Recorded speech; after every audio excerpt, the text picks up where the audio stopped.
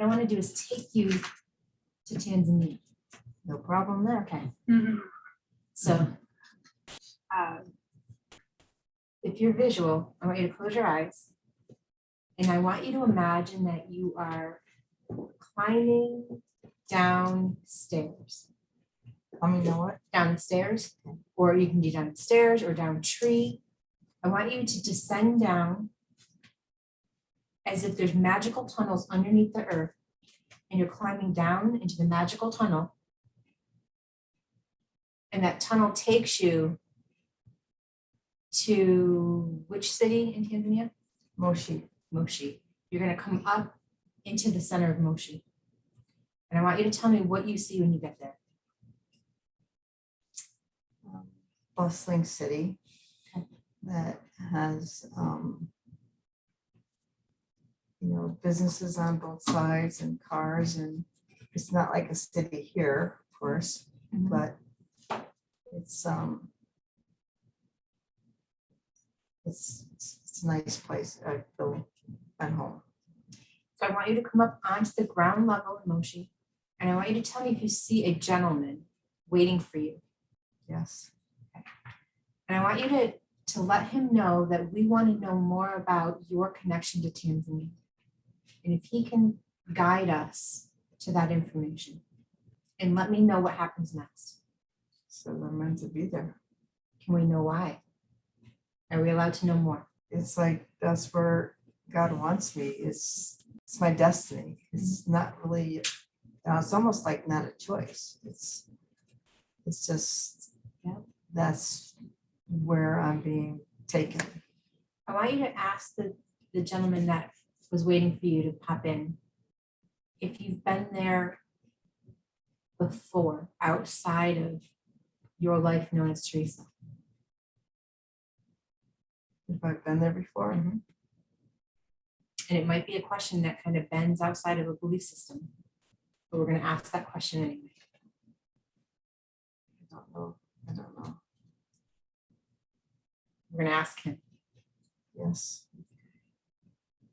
And will you be there again after this lifetime? Yes. And what is your mission in this lifetime in Tanzania? What is your purpose? Just to serve the people of Tanzania. And how do the people of Tanzania serve you? They give me love, unconditional love. I want you to bring your hands down to the ground in motion. Imagine you're putting your hands on the ground. And I want you to use your ears and listen for a message. What is your connection to Tanzania? And I want you to just listen for the answer. The people. The people. Tell me about the people. The children are so amazing. They have nothing, but they're so happy. And if you bring candy, you give it to them at your own risk, because they'll come in. They're happy with the littlest things, and it's just they just light up my heart.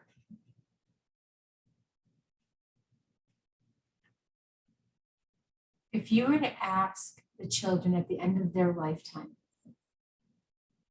what the most important thing has been in their life, the most significant or impactful thing in their life compared to, say, Americans, what would they say? How would they respond? I'm not positive, but the ones that I know anyway are Christian, and they just have the joy of God in their hearts, and they don't feel like they're wanting, and they're just happy for the people that in their lives that gave them unconditional love. Wow. How often those are the very things that when I take people through sessions and we get to the core meaning of something, how often it's about unconditional love, being seen, feeling connected with others, being grateful for what we have. That's why I can't wait to go. I want you to feel the ground and let me know if you feel any kind of rumble in that ground or if it's silent. It's steady. So I want you to look where the earth, at the very surface of the earth, I want you to crouch down to the ground and tell me if you see anything between earth and the atmosphere that would be different than what we would see here. Do you see anything slightly different there than we would see here? Everything's brighter. Okay. Look around. What else do you see that's brighter? There's no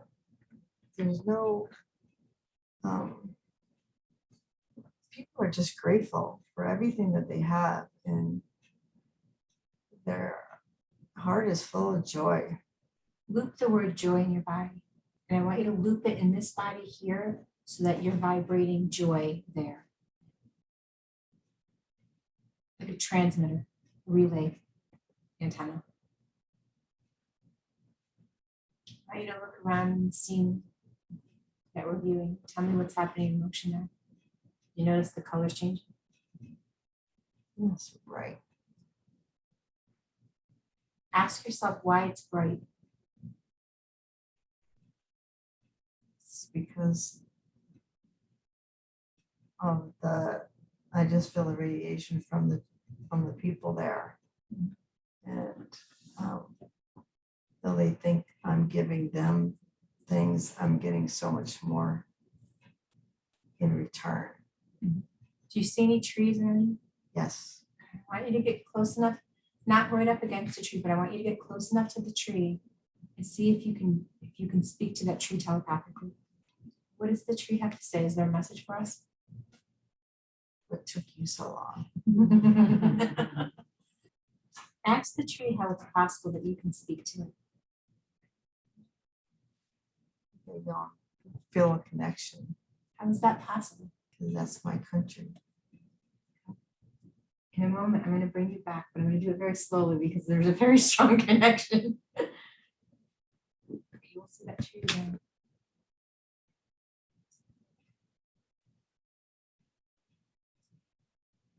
The male that met you when you popped into the scene, does he have a message for you? We're waiting for you. What message do you have for them? We'll be there shortly. Come back. Okay. You still have to come back and pack your bag, so we're gonna let them know that you will be back there soon. But we're gonna leave that connection with the male that met you there. You popped in the tree. We're gonna leave those connections there. But we're gonna bring back your essence back here to Henderson. And I would normally ask if you're ready to come back, so I'm not gonna ask that. I want to go back. I want to go back so bad. Can't wait. That's where your heart is. I should say that. That's where your soul is. Yeah, I've checked out here. I started doing it more each day. I just like want to go. Yeah. Yeah. Following your heart, like following that pull is one of the most important things we can do to honor ourselves. If we feel guided to do something and we don't do it, it's the same as drinking poison. It's the same as taking a vehicle and trying to drive it in reverse all the time. We weren't meant for that. It's going against our natural current. Follow your heart. Jealous, really jealous. Right? You know, I was gonna say something. I don't know why this happened, but I did it with you when you said go to that tunnel and come up to Tanzania. And before she even said it, when I popped up there, I go, it's a bustling Nice city. And then she said it and I was like, oh my gosh, she just said what I Mhm. feel. Why did that happen? Yeah. Well, we've also spent an hour, 2 hours on the Oh, same okay. frequency. When we look at things like, I grew up Catholic, so the Bible was but when we start to look at the language in its original form, not in the English, but in the Hebrew, the language translates very differently when you go from Hebrew to Greek or Latin to English, right? When we go back to the original language and we look at the original language, just like love, right? When we go from English to Greek, Greeks are like, okay, well, which one of our 6 words for love? Like, what kind of love are you talking about? And they just pick what they think is like the most appropriate without knowing what the intention was, right, through time. When we see these things in the Bible, the language is really about coming together. And they talked about meditations, but that gets kind of mistranslated through because the prayer and meditation, one is, it's like picking up a phone and only listening, or picking up a phone and only hearing, only speaking, when it's really about a conversation. We need to have that flow, right? So meditating is prayer is sending out and meditation is receiving in. It's the full phone call. And we lose that in the translation when we look at the language, but to be able to connect, right? Teresa picked up the phone, but we were all on speakerphone. We all got to kind of participate in just like any of us. If someone's on speakerphone, we can go and do something in the kitchen or in another room, or we can be fully immersed in the conversation too. Like, oh, hey, how are you? And now so and so is here, and they say hi. That's what we did energetically, is we participated in the phone call.